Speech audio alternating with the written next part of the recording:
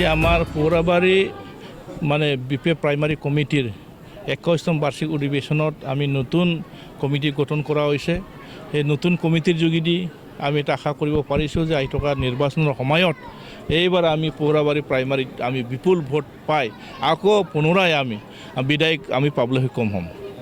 আমাৰ ইয়াত নতুনকৈ ইনচাৰ্জ হিচাপে আমি বৰ্তমান আমাৰ যিটো মানে সভাপতি তেখেতে বেমাৰ হৈ আছে, এতিয়া ইনচাৰ্জ হিচাপে আমাৰ নৰ বাহাদুৰ চেত্ৰীক আমি সভাপতি হিচাপে বাছনি কৰিছে।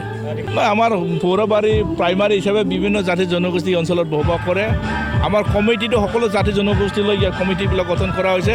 এইবাৰ কমিটিৰ মজবুত কমিটি হৈছে, সেই কমিটি ভাল কাম কৰিব আৰু যিটো আমাৰ নিজৰ চৰকাৰ হিচাপে এইবাৰ আমি আমাৰ যিবিলাক পৌৰাবাৰী অঞ্চলৰ যিবিলাক সমস্যা আছে সেই সমস্যাবিলাক আমি ভালকৈ ৰূপায়ণ কৰিম আৰু উন্নয়ন কৰিবৰ কাৰণে আমি সকলোৱে দায়িত্ব ল'ব লাগিব।